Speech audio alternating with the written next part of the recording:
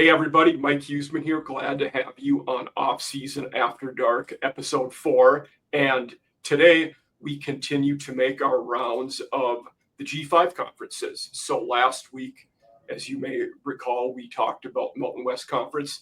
Today we have Garrett Armbrust here, and we are moving east and talking about the American Athletics. So lots of movement in the AAC this year, lots of new coaches, lots of QBs. We will, same format we've had, in the other shows, but glad to move to the AAC and a conference that maybe you guys don't know as much about. Certainly doesn't seem to be as publicized, especially in SEC and Big Ten land.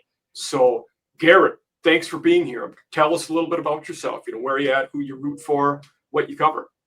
Of course. So yeah, I'm I guess you could say college kind of sports fanatic, especially college football. It's definitely my main passion. So you can find me on Twitter, Fourth and Saturday, doing a lot of college football content over there. Season previews. I'm trying to do every team in the country. I've done about 60 so far, so about roughly 85 to go. With the 2 new teams in the FBS this year, and then I'm just got the Gamecocks done too. My viewers will love to see that one. Yeah, just finished them yesterday. So just trying to pump 1 or 2 of those out a day, doing some different lists, and doing an internship this summer at the radio station here in Knoxville, Fox Sports Knoxville, Fan Run Radio. So that's what you'll see behind me today, using their podcast studio today, and just excited to talk some ball today with Mike about the AAC. Yeah. Awesome. So you those of you who usually see me on After Dark, who are Jeb fans, you may know that Jeb is our Tennessee guy, Garrett. So Garrett is a Vol himself. So glad to have you here. As we, both of us mentioned, we are talking about AAC today. So how we have kicked off all of these has been, we talked about the head coaches, who is new in the conference, who's a good head coach, who might be on the hot seat, all of that. One thing that we did differently today, though, is Garrett also made a list, as I did. So you will see our side-by-side lists here.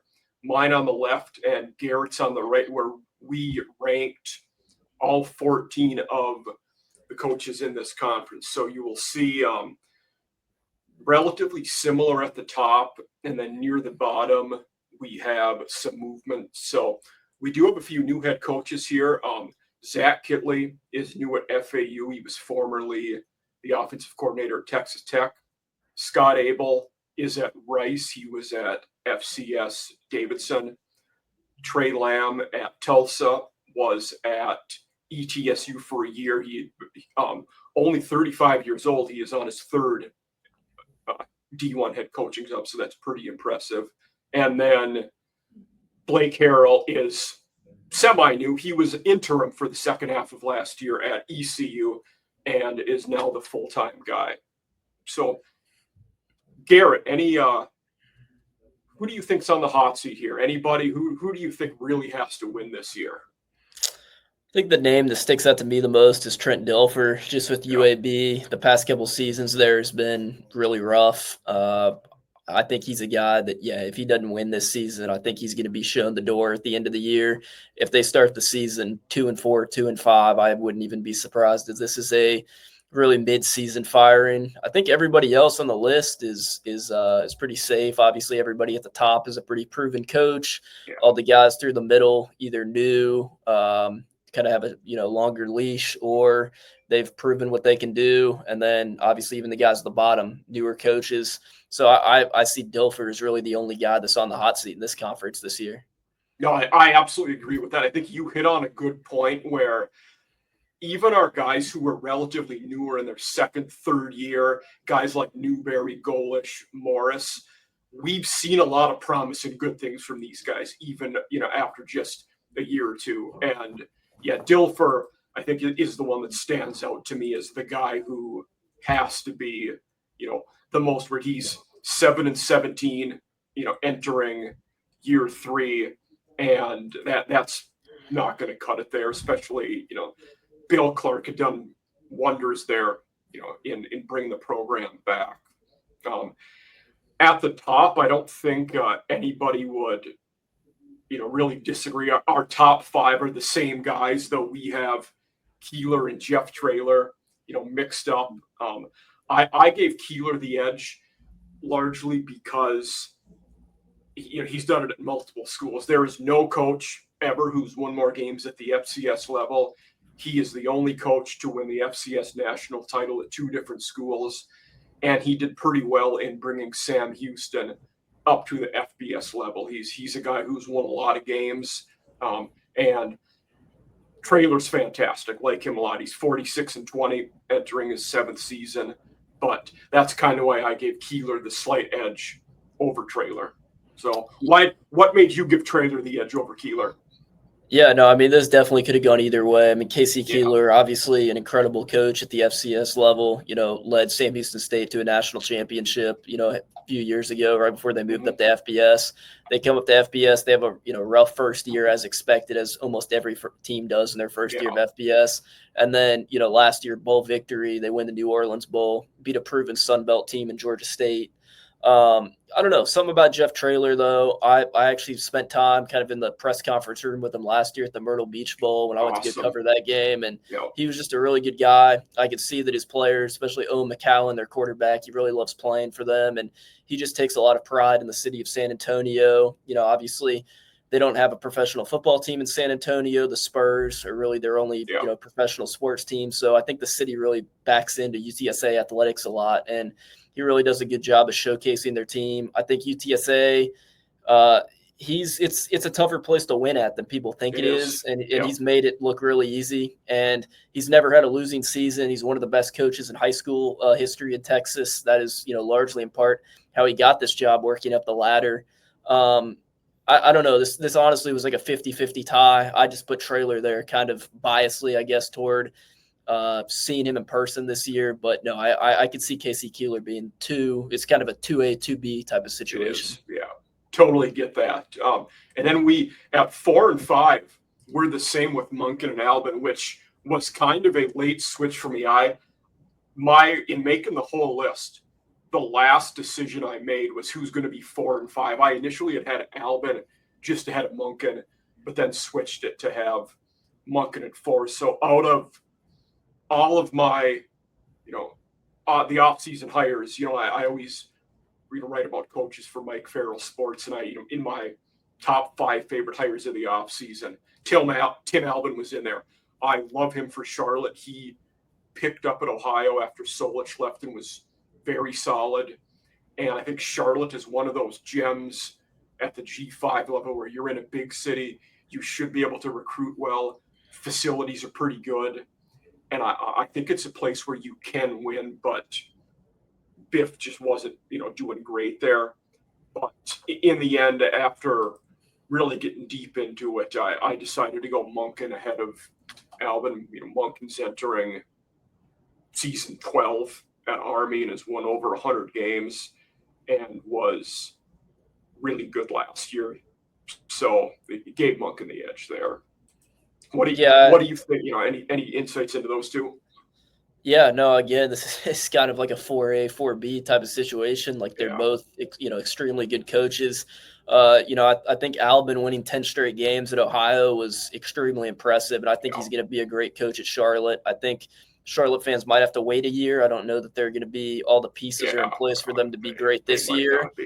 But I think down the line, 3-4 years down the line, this is a team, like you said, with the resources that they have in the biggest city in North Carolina. I think there's a chance that they could even be an AAC contender as we get down the line. But I think for me, it was just Monken being at a service academy where it's hard to win games. They're not able to access the transfer portal in the way that really any other school in the country is able to. Certainly. Yeah, that's a good point. The brotherhood of a service academy is obviously going to be stronger than any other locker room in the country. And I think that the way that the pieces fell together last year with Bryson Daly and the way that they won games last year, it just gave me a slight edge. I thought it was just really impressive what Army was able to accomplish last season. No, it certainly was. They were top-notch last year. Bryson Daly had a fantastic season and can't really debate how well he's done. The next one that in looking at Ryan Silverfield, I almost felt like I was giving him the short end of the stick. You look at his record. He's 42-21 in 5 years. He's won 2/3 of his games. That's pretty good for only being sixth on the list. And a guy who is coming off of back-to-back double-digit win seasons, won 10-23, was 11-2 last year. For all he's won, I think this year will be a critical year for him. We've seen him with Seth Hennigan for a lot of football. They've had a lot of games together. Them with the new QB, it's probably going to be Brendan Lewis, though AJ Hill was a top-notch recruit for him, and we'll get to the QBs a little later. But we both have Silverfield at 6, even though if someone would tell me he should be top 5, I really wouldn't argue with them. Sure. Yeah, no, I feel like it's a deserving spot to be, even though he has had an incredible record. It just, I don't know. It just seems like with the roster that they had last year, really the past 2 years, they were kind of like a dark horse G5 playoff contender for me. And obviously with what Boise State did last year, no one was touching them, but they just seem like they kind of lost a game every single year that they really shouldn't have lost. Last year, they lost to a UTSA team that was having one of their worst seasons under Jeff Traylor. They lost early in the season to Navy before everyone really knew how good Navy was, but they did it in kind of a ugly fashion. I think they gave up 49 points or somewhere around that number. Both of their losses, they played no defense. So they allowed 44 and 56 in their 2 losses. Yeah, and I don't know. That's just not – obviously a playoff contending team doesn't do that on defense. And I don't know. I think without Seth Heineken and Rock Taylor and names like that this year that have been there on that offense, it's just – it might be – I think they're still going to be obviously a contender in the conference. But I don't know. I just feel like they've kind of underperformed the past couple of years for the roster that they had. And if they have, a little bit of a less roster than they've had – I don't know that they're going to win 10 games this year like they have in previous seasons. He also took over a very good situation. When Mike Norvell left, they were really good relative to the G5. I mean, they had on both sides of the line, they had talent. They were running the ball really well, and he took over a good spot. And his first couple of years, they weren't great.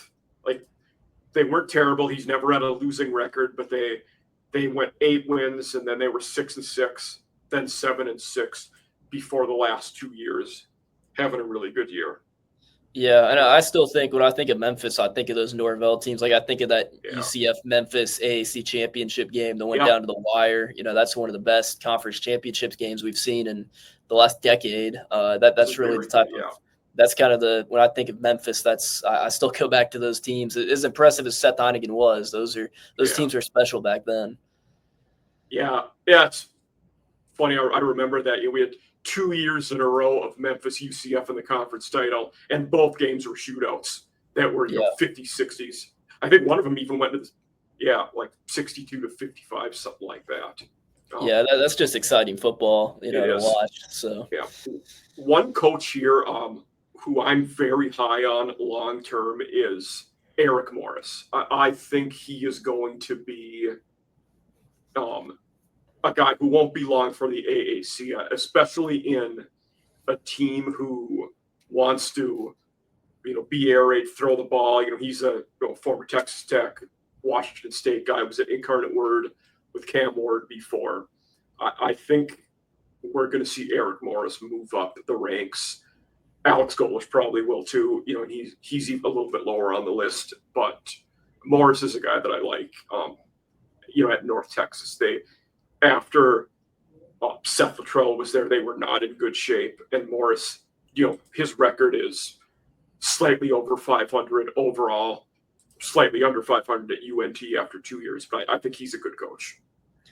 Yeah, and I think UNT is one of those teams. It's like if they recruit well, they're a sleeping giant because the DFW area, they have so many high-level high school recruits. And if you can keep those guys in state at UNT, North Texas is obviously a team. Like you said, they have the air raid offense. They have 2 quarterbacks this year that are going to be competing for the job. You have the FCS quarterback, Reese Poffenhagen, that came from Albany and was supposed to go to Miami. Didn't really work out there when Cam Ward transferred, comes over there. And I guess he's kind of like the projected QB1 this year, although, their guy last year in the bowl game looked really impressive as well. So that's an impressive QB battle there, and they're going to score points. So if they can keep the defense up, but yeah, I agree.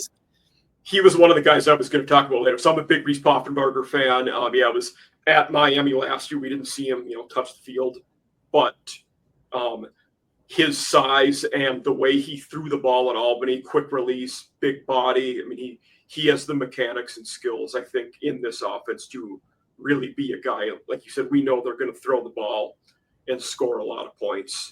And I expect him to win the job, but you never know.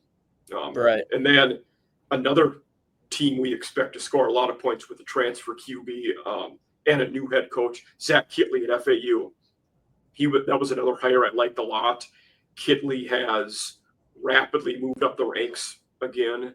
He was at Texas Tech, last year.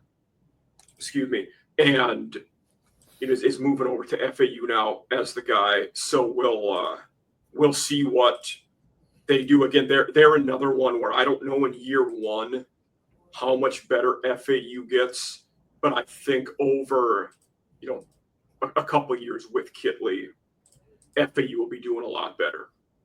Yeah. We'll see what happens. But Caden Veldkamp will be their QB. He was at WKU. And then Easton Messer also comes over at receiver from him. But yeah, I'm a big Kitley fan. Yeah, no, I like that hire a lot too. I thought, what he did at Texas Tech, man, they're just pushing out offensive coordinators. They got him, then they bring in Mike Leftwich from Texas State this past year. But I mean, FAU, like you said, it might take him, a little bit of time, but I'm really high on that hire. That's another team like North Texas. They have their recruits in South Florida. They just got to go out and get them. And if they can get those guys, they seem like to me they could be a team that might they might upset a team in the top 3 or 4 of the AAC and end a team's chances to go to the conference championship game this year. Yeah. They're also one, I think, with being first year, they could not show up on defense one game and allow 45 to a team they shouldn't and lose. So right. I don't know how consistent they'll be. Speaking of consistency, a guy to talk about that would be Brian Newberry, who is increasingly getting better at Navy. Him and Alex Golish were kind of, we had them neck and neck here at 8 and 9, or 7 and 8 for you, 8 and 9 for me. But got what a year from Navy last year, and projected to be solid again with Horvath coming back. They weren't as good in year one than 10 wins last year from Navy, playing Service Academy football. Fundamental, tough in the trenches, not turning it over, good special teams. Newberry's doing a good job there.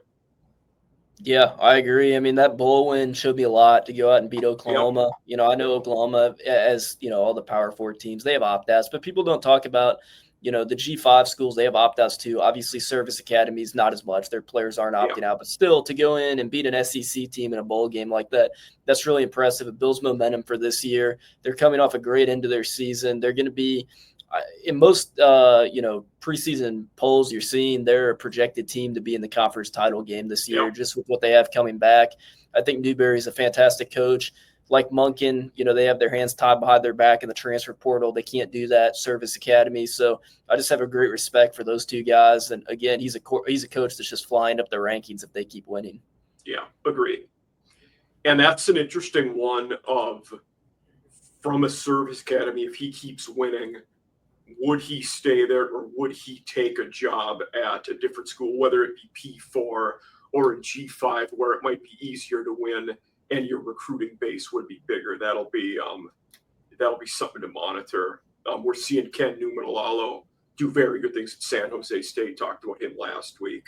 An interesting guy who I think people out here that don't know this team should look at this year is Scott Abel at Rice. And I know very few people outside of Houston are watching Rice football, but with Abel coming in, we are going to see a fun offense. They're going to be doing very unique things that nobody else does, mixing in a lot of option concepts with different things, and they're going to be very unique in a way that I think viewers should tune in on Saturdays or weekday games and watch the Rice Owls this year.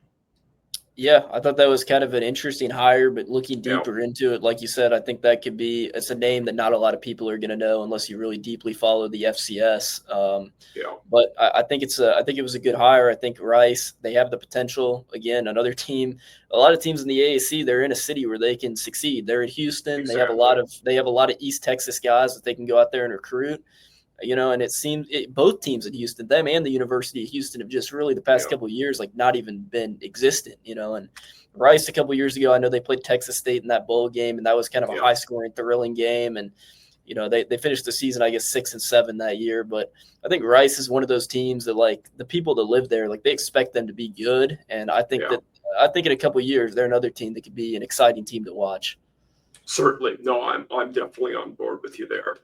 Um, Trey Lamb is another new one. Mentioned him. He's at Tulsa. And he's kind of been the wonder kid ever since he started being a head coach and was at where I'm blanking. Gardner Webb, that was it, where he was at before East Tennessee, but you know has fastly moved up. Was at Gardner Webb for 4 years. It was just 1 year last year at East Tennessee in the FCS, but Tulsa's a team where you're the only show in town. There's no pro team, in the state, in football, and you're a ways away from Oklahoma City, which both OU and Oklahoma State are nearby. And Tulsa's very much tried to, have the identity of we're going to be the city's team, and they're doing all right with it. And I was a guy who, at the time, I had liked the Kevin Wilson hire a lot. He had done okay things at Indiana, was a good offensive coordinator, but he was just not a right fit at Tulsa. He wasn't winning games there. They won 4 games his first year, 3 last year. Now, I still might argue he didn't get enough time because he had a really young team and wasn't using the portal and getting older guys as much as some. It was really about getting his guys in the system, and he didn't get time to do that. But they still weren't winning. So Tulsa has moved on to Trey Lamb, who, like I said, is kind of the wonder kid.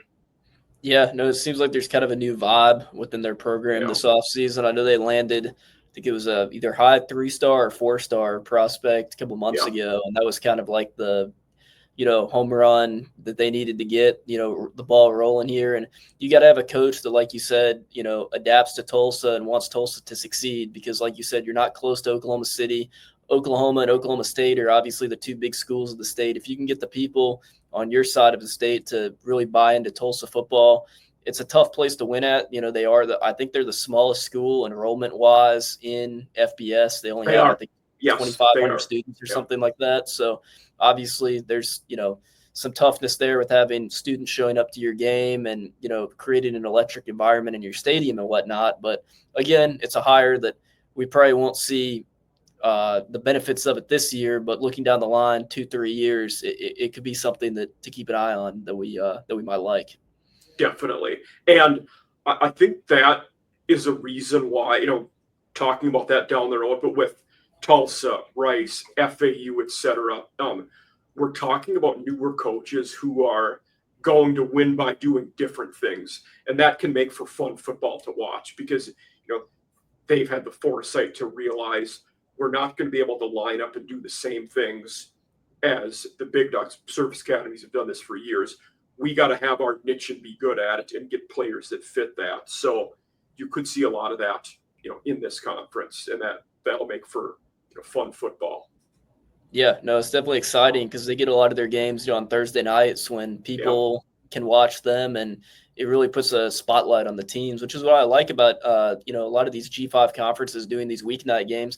I know the fans of the actual teams get a little bit aggravated that the games are played on weeknights and maybe they can't go to the game and stuff, but it really helps your brand because absolutely. truthfully, 90% of the country, unfortunately, and I'm not one of those people. I know you like and we love watching G5 football as much as we do Power 4. But unfortunately, if Georgia's playing Alabama on TV, 90% of the country plus is not going to be watching, an AAC game that's on linear television on ESPNU. So having these games on weeknights really gives you the time to showcase your school.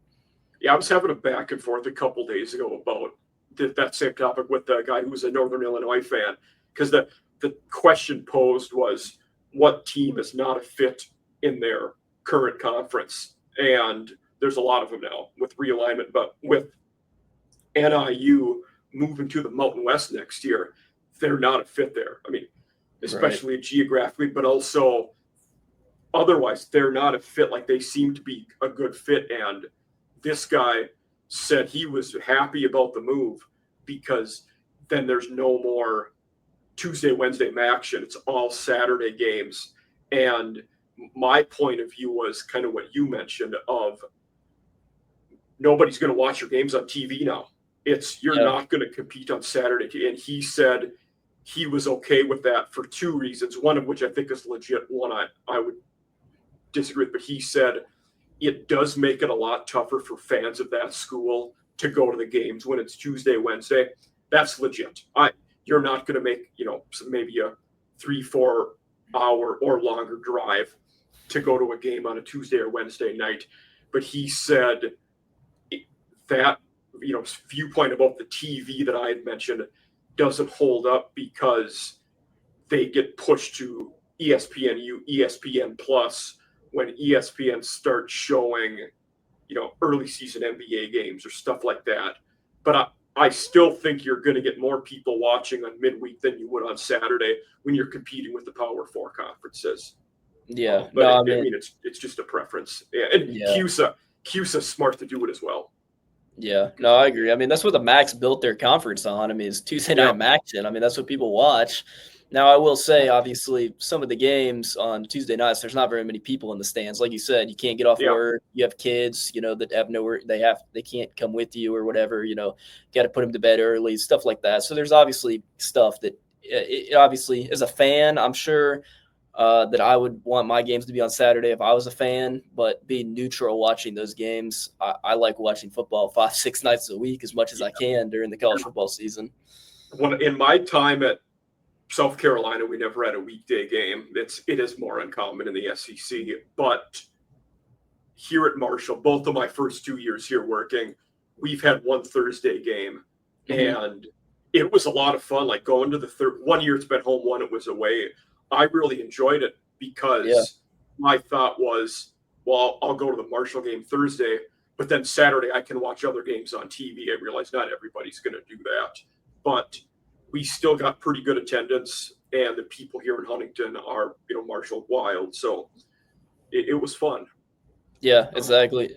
Thursdays are good for like the Sun Belt because at least you can take, some people can get Friday off of work. Absolutely. Or Friday's a little bit more, relaxed than a Wednesday. So yeah, and the Friday night one, like ACC Big Ten do the Friday night ones, which is honestly that's probably the last night I would do a weekday game, but it works out for them.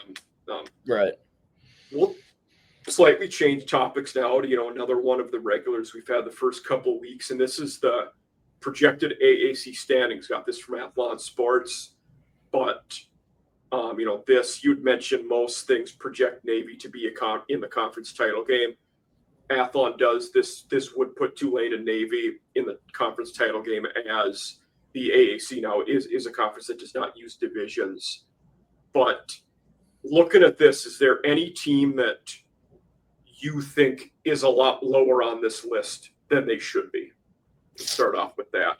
For me, I don't know how much higher they'll be, but I could see Temple finishing higher than 10th. I think because of the way Keeler is and the style of play, they're good on defense, very fundamental. I'm not saying Temple is going to be in the conference title game, not saying they're a contender to win, but I do think they're a contender to finish higher than 10th because of the injection Keeler will give them. I agree. Yeah. Looking at ECU, I feel like they might finish more like top 5 in the conference just with Hauser coming back at QB. I feel like that's a team that could be good. Memphis, they're 6th. I struggle to put them that low until I see that they have a season that really drops off. And USF at 3. I know we were talking about teams that we would slide up higher. USF, I'm not sure that I would put them at 3rd. To me, I wouldn't either. I need to see that Byron Brown's not going to make mistakes before I put them that high. I mean, they were a team 2 years ago in Golish's year 1, we were very promising. They had been terrible with Jeff Scott. They got an injection right away, finished 7-6. And then last year, they also finished 7-6 and didn't do much. So, I need to see more out of USF. Yeah, and I mean they've had their injuries with their QBs, last year, and Golish is obviously a great offensive mind. Was a great offensive coordinator for us at Tennessee. We scored a lot of points that year, so I'm rooting for him to succeed. I just don't know if they're going to finish that high in the conference. They've kind of underperformed the past 2 years, like you said. They've gone 7-6. Obviously, Brown is a very hyped up QB, but we haven't really seen him play fully to his potential that we know that he can. If he does play to that potential, sure, they could. But I just don't know, especially the first week of the season. They opened with Boise State. I feel like that could be a game. Now, it is on a Thursday night at 5:30. It's kind of an odd time. I feel like that does set up for them. It's going to be about 250 degrees when they play that game. It's going to be super hot. So that definitely sets up for them. But if that's a game that they lose by 20 points, I feel like that's going to be kind of a deflating start to the season, even though that won't count toward conference play. But also, we got with USF, their first 3 games of the year, they are Boise at home, then they go at Florida and at Miami. So if you lose to Boise, you're probably going 0-3. Right, and like you said, not that doesn't affect the conference standings at all. It doesn't mean anything for getting to the conference title game, but your morale is going to be really low, and you might lose a lot of that juice you have at that point and a lot of the motivation to keep going. And when your offensive and defensive lines are going up against those Power 4 offensive and defensive lines, there's going to be a couple injuries. Like you're not going to get through those 3 games completely healthy going into conference play. So especially like you said, when it's that hot, you're getting mauled the whole game, multiple weeks in a row. Right. Yeah, exactly. And UTSA will be another interesting one, I think, to start the year, because they're another team that's going to have 2 pretty tough games out of the gate. They got at Texas A&M and then Texas State at home. So 2 good battles for UTSA, and they are a team who you were praising Taylor before with McCown coming back, and Robert Henry at running back. UTSA is going to have a shot to go to the conference title game. I think they're listed as 4 here. They'll be in the mix the whole season, I think, whether they make it or not.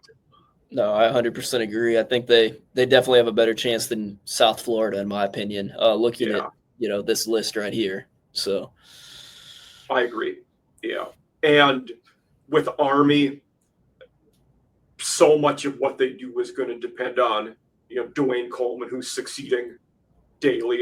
Daly was unbelievable last year. Most people don't realize this. He tied with Ashton Jeanty for the most rushing touchdowns in the country in 2024. Monken figures it out almost every year. I don't think Army has a massive drop-off.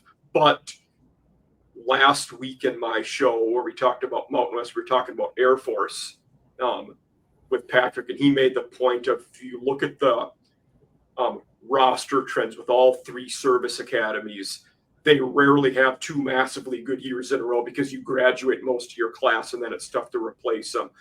Maybe Army has one of those years again this year where they might drop off a touch. Yeah, and it's going to be almost impossible to have, what Daly did last year. He was a top 10 rusher in college football as a quarterback, with all the running backs, and then he's right up there. He might have even been top 5. I'm not exactly sure where he was on the list for sure, but like you said, he was tied with Ashton Jeanty for the most touchdowns rushing. Like, you're not going to be able to have a quarterback that brings that production level back, and everyone knows that, obviously. So they're just going to have to try and go out there and, they're going to run the option and they're going to wear you down, and they're probably going to do, 11, 12-minute drives where they just stuff it down your throat the entire game. And a lot of teams are not ready for that. And that's a lot of wear and tear on opposing teams' defenses. And that's why I think Army, even with the new quarterback and a new offense, I think they're still a dangerous team, just the way that they can wear down your defense. Exactly. And they had the best defense in the conference last year. They only allowed 15 points a game. They do lose contributors on defense. Woody, their D coordinator, is back. And part of their offense being part of their defense being so stout is, like you mentioned, how they run it down your throat. certainly that complementary football helps your defense out a ton.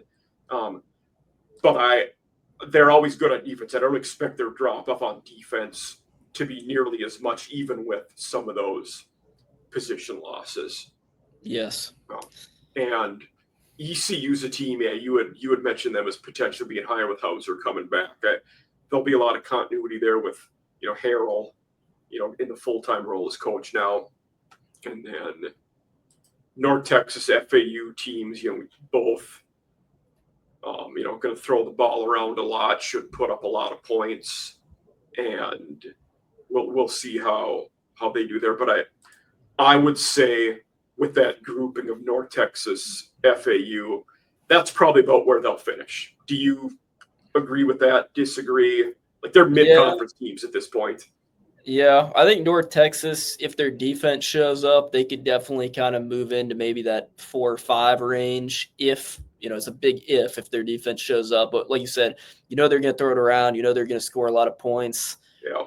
I feel like they probably, of those 3 teams, have the highest ceiling. I don't know that they're necessarily the best team of those 3, but I think they have the highest ceiling of any of those teams, in my opinion. Yeah.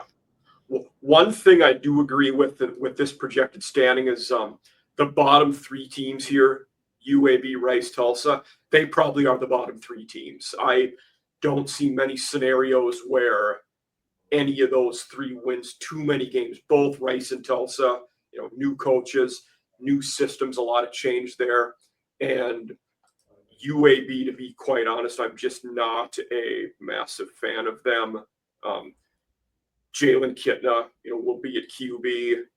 He's coming back, which is something promising for them. But on defense, they were very bad last year. I think they were allowing almost 40 points a game, just under. But those 3, tough to argue having any of the 3 of them higher than they are. Yeah, I think even the bottom 4, 11 through 14, I think those are pretty properly placed. As much as I want Charlotte to be good this year, I think it's going to take Albin a couple of years to get them moving in the right direction. But I think overall this list is pretty fair. I mean, I think South Florida is really the only thing that I would say I'd move them down a couple slots. But other than that, I think you could convince me pretty much otherwise. Everything else is. If you had a reason to back it up, I think I could understand the reasoning for any other team. I'm with you there. Yeah. I want to ask you one question before we move into quarterback. So we have my first episode here a few weeks back, and now, as we've moved on, a decent amount of my viewers, people I interact with on Twitter are college fantasy football fans. And want to ask you, who would be a sleeper college fantasy guy that they should look for in this conference? If you could think of one guy, non-quarterback, who's a name out there that might be flying under the radar? And if you have a couple names, throw them out there that our people might like. Yeah, UTSA, they got a wide receiver this year, and I need to look up his name. I forget his name. He's an FCS transfer from Houston Christian, and he averages like 28 yards per catch. So I think that could be an interesting dynamic. Let me see if I can find him right here. But yeah, he averaged like 28 yards per catch last year. While you're looking that one up, one name I'll throw that maybe people should look at would be Don Chaney, now with Charlotte. Mm-hmm. He was a running back at Louisville and is at Charlotte now. And we know Tim Albin is going to try to run the ball a lot. So they're going to try to establish the trenches. Chaney's a guy who could get a lot of touches, I think. Yeah, A.J. Wilson was the name that I was looking for UTSA. So, yeah, he averaged 26 yards per catch last year. So, McGowan throwing him the ball, I think that could be – and they're another team, they're going to throw the ball. So, I think that could be a really interesting piece right there.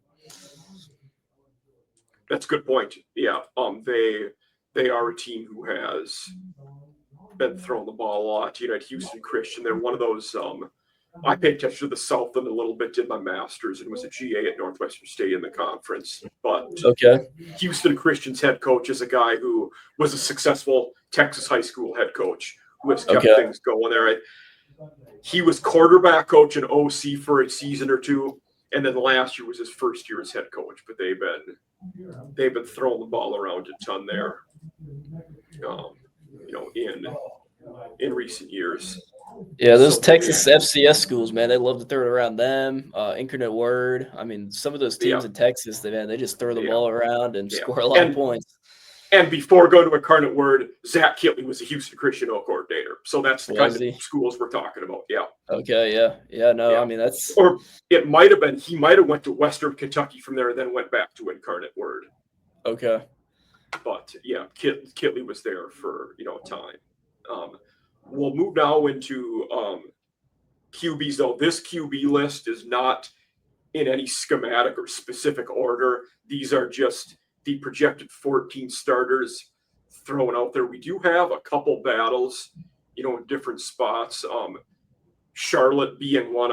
Connor Harrell, the North Carolina transfer, is projected to be the starter there, but Grayson Loftus, who is at Duke, is also a guy at Charlotte who is battling for the job there. We talked about North Texas is also having a QB battle. Drew Mestmaker is the one who Garrett had mentioned before. Caden Simonza was very good at Ball State. Or was pretty good. He had his moments, but I don't know that he has the Tulane job locked up. I know Donovan Leary, a Illinois transfer, and Brendan Sullivan, an Iowa transfer, are also on the roster at Tulane. So we'll see what happens there. But Yeah, what QBs do you like to look for in this conference, Garrett? I think Veltkamp immediately is, for me, a top 3-4 quarterback. He honestly could probably be, by the end of the season, I could see him being the top quarterback. Comes in from Western Kentucky. Very, very good quarterback there.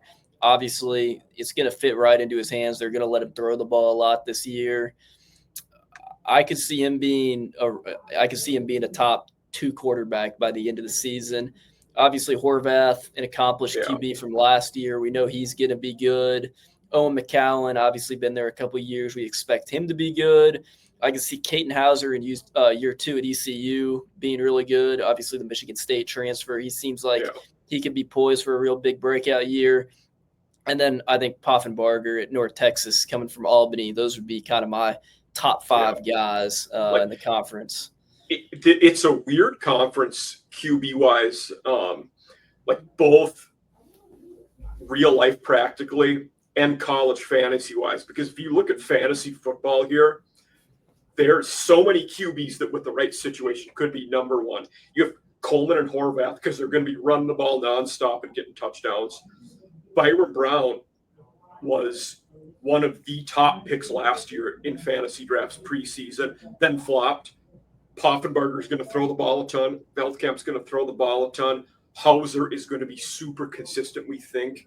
McCown is another guy who should be pretty solid. There's multiple QBs who could potentially be very good players this year. I think Simonza is an interesting one,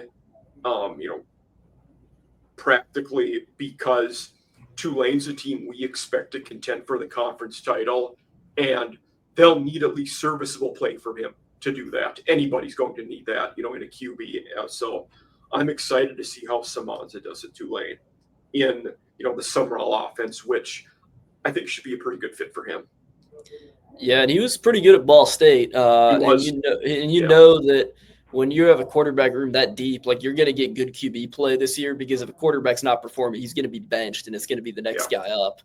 So that's that quarterback room is 1 through 3. That's the best quarterback room in the conference. I could see Brendan Sullivan honestly possibly taking that job, though. I mean, you saw how mobile he was in the Music City Bowl against Missouri, and he looked really, really good. But I don't know. Maybe he might not be QB1 week 1, but I think he's a guy that if someone doesn't step up to play, he's a really good QB2 that could come in there. But I think Simonza is a really good quarterback as well. I just don't know if I'd have him top 5 or top 3, but I think he could be really good. I was a little surprised after spring ball that all 3 of those guys stayed at Tulane. I expected probably Leary or Sullivan to end up transferring again, but all three of them are still there. What can you tell people about Drew DeValier at Rice? And I ask that because out of all 130 plus starting FBS QBs, there is probably none that I know less about than Drew DeValier at Rice. He's just a guy who I can't say I've heard much about. So what should we look for in him? Yeah, no, honestly, I'm kind of right there with you. I'm not Okay, that's 100% fair. sure on him. I watched Rice last year, a little bit, but he's not. I've heard of him, and I know maybe a tiny bit about him, but I'm right there with you. I'm not extremely but he's familiar redshirt freshman. with We haven't seen him play a ton, so if Drew or any of his family members are watching, I apologize for not being too knowledgeable about his game. So yeah. And Kirk Francis at Tulsa, we do certainly know with them that they're another team who's going to be throwing the ball around a lot and should at least be fun to watch, especially with the injection of, Lamb as head coach there.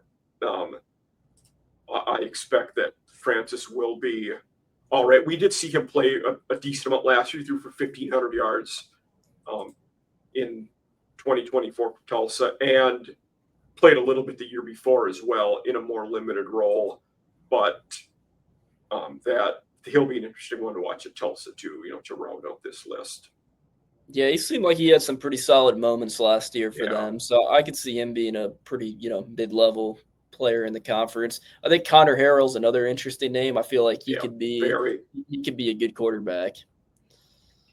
Yeah, I think so. That with Tulsa, with Charlotte, we know that him and Loftus are battling for the job. I agree with you though. I think Harrell will eventually be the guy. I'd be surprised if he doesn't win that job.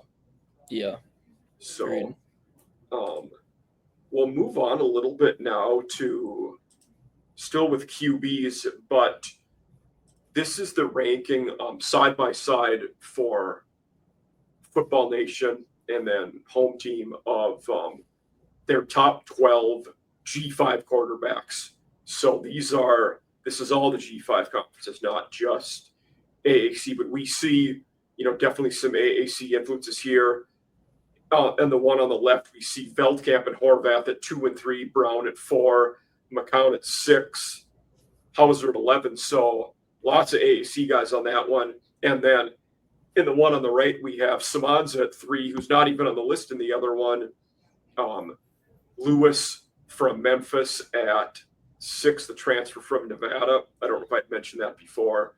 Brown, McCown. So lots of AAC guys on this list. And I don't hate the list. The one thing I would not have Maddox Madsen this high at Boise. I mean, there's nobody in America last year, QB-wise, who had a better luxury than him of just handing it off to Ashton Jeanke the whole time. And this is what we're going to do. We're going to ride this the whole way. So I would not that Madsen did what he was supposed to do. He didn't turn the ball over. To me, that doesn't warrant him being 1 or even 4 on this list. Yeah, no, I agree. I mean, he had a lot of pieces around him that as long as he was just he just had to be the guy that didn't make mistakes and make turnovers, and he had the pieces around him. And that's sometimes what a good quarterback just has to do. But yeah, like you said, I mean, it's not like he was out there making a lot of flashy plays. And obviously you won't have Genty this year, but man, he's got Sire Gaines in his backfield this year. Yeah. Sire Gaines is going to be, I mean, you listen to what people are talking about him, and he's going to be a potential top, first-round draft pick when his time comes in a couple of years. Obviously, was injured pretty much all of last season, but he looked really good in the Georgia Southern game in the first game of the year. Yeah. Got a couple handoffs in Oregon before he got hurt, but he's going to be a beast in that backfield this year. Yeah. And then they also have Malik Sherrod, the transfer from Fresno, who will be a decent two-back. And, I don't think we certainly won't see the usage out of Gaines that we did out of Jeanke last year. They'll definitely be handing it off to both guys quite a bit. But Gaines was a good mention too, especially for our college fantasy players here. One guy I'm fascinated to see who's on the right side of this list is Daquan Finn. He had been lights out at Toledo. I believe he was MAC Player of the Year a couple of years ago. Transferred to Baylor, where surprisingly to me, he didn't do much. Was not very successful there. Now he's coming back to the MAC and at Miami with Coach Chuck Martin, where they're always solid. They're going to win a lot of games, going to play good football in the trenches and run the ball well, which will play to his strength quite well, I think. Yeah, that was a name that really stuck out to me. Like you said, he was really, really good at Toledo 2 years ago, comes back to the MAC. I think he's definitely the best quarterback in the MAC this year. I don't think there's really any arguing of that. I mean, I can see the argument for Parker Navarro, but I think when you see Daquan Finn's potential, it's just off the charts. I know some people love Tucker Gleason too, but I would have both of those two ahead of Gleason. I don't think for me he's third at best. Well, yeah, Finn, he's just so athletic, and he's very, I remember him being very mobile, and he's just one of those guys that's just an athlete, and that's really what you want as a quarterback. Looking at this list on the right, or go ahead. Sorry, I would say as a Marshall guy for me, obviously got a front row seat to Braylon Braxton last year. He the man started at Tulsa, was at Marshall last year and helped. Didn't start right away. He was, started off as the backup, and there was, kind of a two-headed race at QB last year. He eventually won the job though, and was a big reason why Marshall won the conference title last year. He has since Stone Earl was the guy who did start last year before him, but Braxton has followed. Charles Huff down to Southern Miss, and in my opinion, both of them were massive losses for us, even if a lot of the other Marshall faithful don't want to admit it. Yeah, 100%. I know you said you had the Mountain West. Y'all talked about that last week. Yeah. I was just wondering, what do you think about BFN being down at 11? Braden Fowler, Nicolosi. Yeah. I guess that's the other list. Doesn't have him. Do you think he's a top 12 quarterback in Group of 5 football? Would you put him in your top 12, or where do you think he kind of fits in? I probably would. From if we're talking about ceiling, no, I don't think he is. But if we're talking about where we expect him to be at and consistency, yes. He's played a lot of football, and he has been pretty consistent the whole time. He's typically not great, but he's not that bad either. And at the G5 now, that continuity in the transfer portal era can be massive. So I have no problem, with him being at 11. So what were you going to say about him? Anything? I think he's a good quarterback. I mean, what we saw 2 years ago, there were some rumors. I think it was K-State, tried to poach him away, and they were going to give him a pretty good NIL budget to come over there and play before Avery Johnson was their guy. So obviously they saw something in him. I think Colorado State's going to be a pretty solid team this year. I thought Calandra at 2 is a little bit interesting. I mean, he's kind of in a battle with Alex Orji for the starting quarterback job at UNLV. Obviously, we've seen what he's done is, he can be a good quarterback. I think the second best Group of 5 quarterback, though, is a little aggressive on that list there. Speaking of UNLV, a guy I would have top 12, maybe even significantly higher, is Matt Sluka, who was at UNLV last year, became persona non grata with the NIL transfer saga. He is now transferring to JMU, where he's reuniting with Bob Chesney, who was his head coach at Holy Cross before. Sluka's a guy who's going to throw the ball well, and he's going to run for a lot of touchdowns near the goal line. So I like Sluka a lot and would have him on this list. Yeah, that's an interesting name because obviously Alonzo Barnett got injured at the end of last year, and we don't know exactly when he's going to come back. If I don't think he's going to be ready to play week 1. If he was ready to play week 1, they probably I was reading about it a lot yesterday. A lot of their people do not think he'll be ready right away. Okay. So they'll probably obviously, like you said, he'll be the starting quarterback, and then Barnett will be the starting. Maybe he comes in, or maybe he doesn't come in. So I like that. I like that selection as well too. JMU is another team.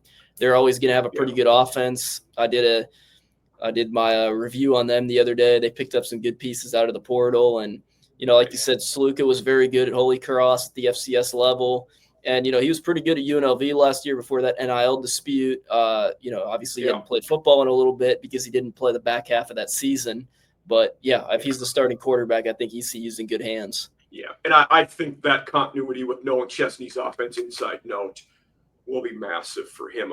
I won't show this slide too long, but you asked about the Mountain West QBs. This is the list we got from one of the Nevada guys that put it out there. EJ Warner is another guy who I would consider having EJ Warner as a top 12 overall G5 QB. He has it number-wise, put it all together, but I think he's a pretty good player. Sure. Yeah, no, that's I feel like that's fair. What is listed here? Alajado's a good QB. I didn't mention Alejado. He's consistently, we see him, decently high on a lot of these lists, and he's a guy that's going to put up numbers. With Timmy Chang, they will be throwing the ball a lot. We know that. Yeah, I think Bryson Barnes is a really interesting one too. Goes over to Mendenhall now at Utah State. Yeah. Obviously, it didn't work out for him at Utah very well, but comes back to G5. Maybe he has kind of a renaissance in his play and lifts them up, because I think Utah State's a team in the Mountain West that no one expects them obviously to be a contender, but I think they could win a decent amount of games with the coaching change this year. So the guy I had last week is a Utah State reporter. That's who he follows and has his show on, and he kind of said, similar to you, maybe a little more nonchalant, but for them they don't know what to expect. He said in year one, and I did my Mountain West head coach rankings the week before that, as I did with the AAC for this one. But I had Mendenhall as number one, but we don't know anything about that team. There's so much, turnover there, coaching wise, player wise. It's kind of a grab bag of what's going to happen. They're probably a team that's 2-3 years away from the product we expect to see. Yeah, no, exactly. But I mean, with Mendenhall, you're going to be in good hands. He's won pretty much everywhere he's been. So, that's an interesting team to watch in the Mountain West. One other, topic we've talked about in the other episodes, both AAC and then larger we'll expand into, but in terms of the college football playoff this year, do you see any AAC teams as having a shot at the playoffs? I think Tulane is one who, if things go right, Tulane could get in there. They're probably the only one, but what do you think AAC playoff-wise? Yeah, I would agree with you. I think Tulane's really the only real shot. I think if Navy, plays hard-nosed football and plays to their highest level of potential that they could possibly play to, maybe they could. But they're just kind of at a disadvantage because they play Army-Navy game after the season, basically. Yeah. So you have those, and it's I don't know how that plays into if they lose that game, but they win the conference. How does that? So that's a fascinating topic I've talked about before. The conference championship is on Saturday.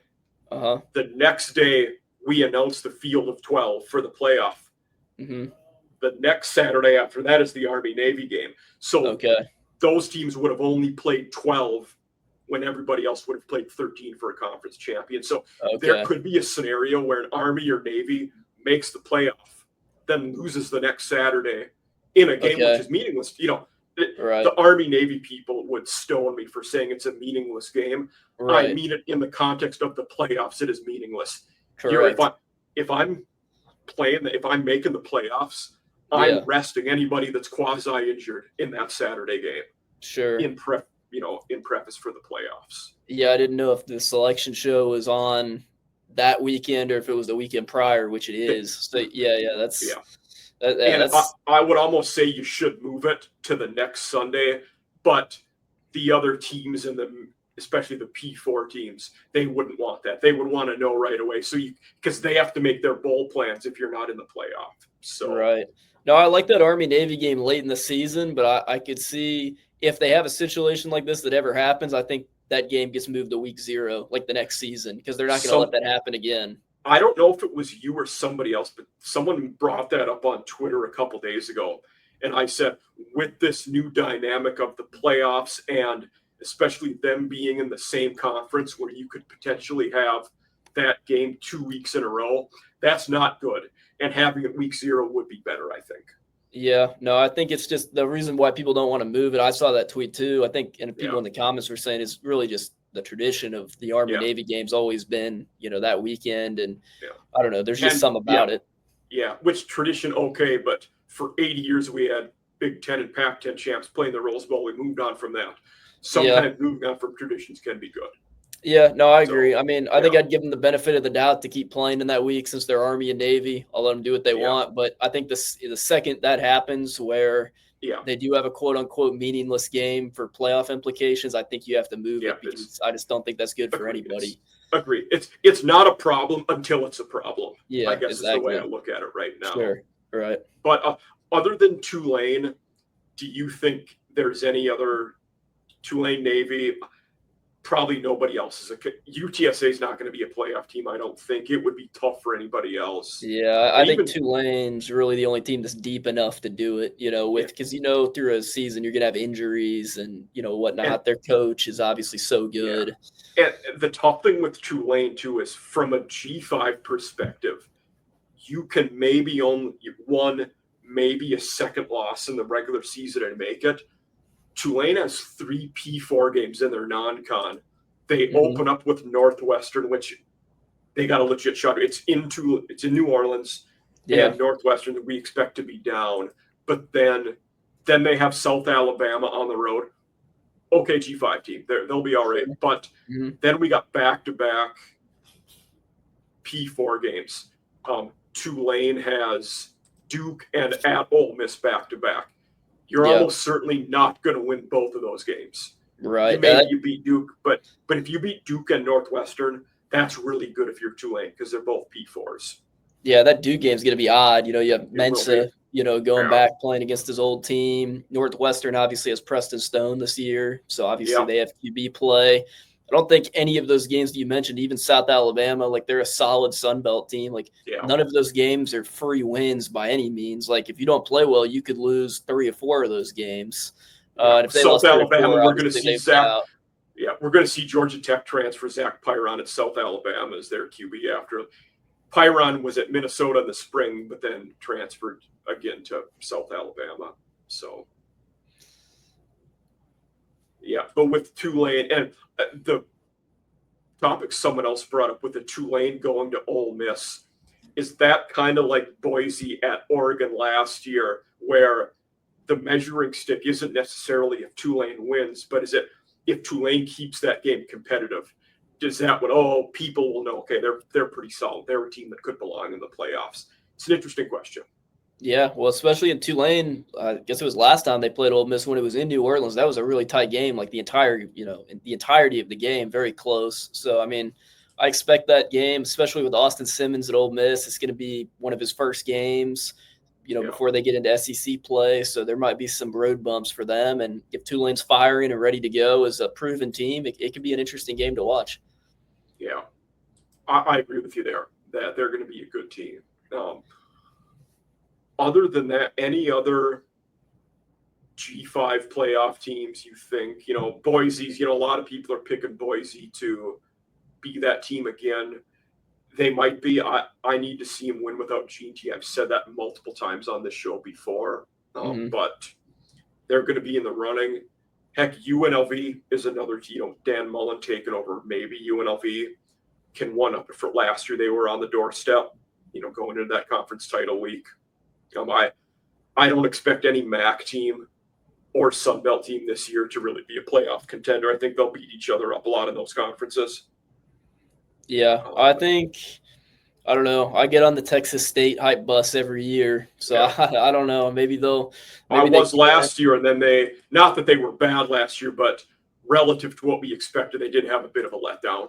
Yeah, I agree. I think them and JMU are probably the 2 top teams in the conference. But I'm with you there. Yeah. Like you said, I don't know that either of those teams are playoff contenders. An interesting one that I don't know if their team is necessarily what you would consider a playoff team, but looking at the schedule and what they're projected to be this year, San Jose State is supposed to be pretty solid this year, and they have one of the easiest schedules I've honestly ever seen at the power at the Another FBS team in level. that vein, yeah, you're spot on with that. That's a great column. Another team in that vein who I made that observation about MWC as well, Colorado State. They return a Okay. lot, and that schedule's pretty weak. Colorado State could be a team that wins a lot of games, whether they're genuine or not. Yeah, no, I mean, I think San Jose State would have to go 11-1. Their only loss would be to Texas. They would have to beat Stanford, and then they would have to probably go obviously undefeated in Mountain West play. I don't think 10-2 is getting them in, but I mean, it is possible. They avoid Boise State, they avoid UNLV, and they avoid Colorado State. So they don't really play any of the top teams. And Texas State, like you had mentioned, they're another team. We're expecting they probably lose at Arizona State, but they might have to win their other, what would be, 12 games counting the conference title game. I don't know how much, just with the G5, any G5 team, there's not much wiggle room in losses, right, to be able to be that playoff team. Yeah, well, someone's got to do it. So Absolutely, they get the automatic bid now. So I guess if everyone has losses. I think you made JMU, though. I think will definitely be the favorite in our, Marshall's division, and Texas State, Louisiana, who won the division last year in the West. They return a lot. Walker Howard will be the QB transferred in from Ole Miss, but they return quite a bit elsewhere. Louisiana will be no slouch. In the MAC, I think it's going to be our usual three-headed monster of Miami, Toledo, and Ohio, but I don't know if any of them are playoff caliber. Yeah, sorry to cut you off. I was just gonna say I think Buffalo will be good too. I don't know. Yes, agreed. Yeah, Pete Lembo's a very good coach. Lembo was at South Carolina when I was he was special teams coordinator there, but in year one with him, they had a massive jump.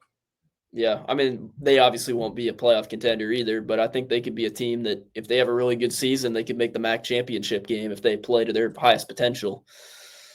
Yeah, and they have Taquan Roberson will be at QB. We have seen him at many schools, Penn State, Kansas State, UConn, I think, was in there. He's been around, but he will be Buffalo's QB, and will fit that offense pretty well that Ogbonna did last year, similar QB. In CUSA, that's another tough one playoff-wise because we talked about, not much wiggle room in, the G5 teams. With CUSA, there might be no wiggle room. You might have to go undefeated if you're a CUSA team because of how weak that your schedule metrics are going to be. Like they're so far below everybody else in just what the computer is going to spit out. So yeah, Liberty was, they were decent last year, but even for them, it was a little bit of a letdown. We, going into the year, some people thought Liberty could be that potential G5 playoff team. And they lost 3 regular season games, and then in the bowl game they lost because they had the App State game last year got canceled because of the hurricane, so they played one last game. Right. Yeah, I think Liberty and Western Kentucky are really the only 2 teams that if everything went right, they'd be like last team in if they somehow went undefeated. But and WKU is with Helton, they're always going to be consistent. But I don't know if they're ever going to be good enough on defense like that. And again, they lost their D coordinator this year to Colorado State. The Summers, their DC last year, went to CSU. But with WKU and that, looking at their non-con. So we actually have some interesting non-con games. WKU goes to Toledo. Right, and that's at the Glass Bowl this year, or that's at Toledo this year. Yeah, and And even though it is a conference game, an almost quasi-eliminator in week 0, Western Kentucky plays Sam Houston. So that might eliminate one of them right off the bat. Yeah, exactly. 2 teams we expected to be better. And then I'll give WKU some benefit in looking at their schedule. I had said a CUSA team might have to be undefeated. WKU can lose to LSU on the road and still make it if they win the rest of their games. Forget that. They play that as their when the SEC does Cupcake Week where they play it's the weekend before Thanksgiving week, the second to last game. Yeah, that's going to be a game they're going to lose. So you'd have to win every other game, and every other conference would probably have to have a 2-loss conference champion. An interesting schedule quirk too this year: Liberty and WKU do not play in the regular season. So we may not good chance we see you play in the conference title game, but they don't play in the regular season this year, which is good for that conference because they could both have no conference losses and meet up with each other. And Right. that's really good for the comp. Yeah. Yeah, they wouldn't eliminate each other in the regular season, so that's good. Yeah. Any other one thing we've ended on all the shows, Garrett, going into this year, is there one hot or unpopular take that you hold going into this year that you'll beat your chest about, that maybe nobody's onto, nobody likes, etc., or just unheard of, that a take you like going into this year that you want to tell everybody about? Hot take that I like this year. It's an interesting one. Yeah. Yeah, I'm trying to think. I've had a few different ones. When we did the Big Ten, my Big Ten take was there will not be any new Big Ten teams in the playoff this year. I think Ohio State, Penn State, Oregon probably make it, but I don't see a new team that didn't make it out of the Big Ten last year go to the playoffs.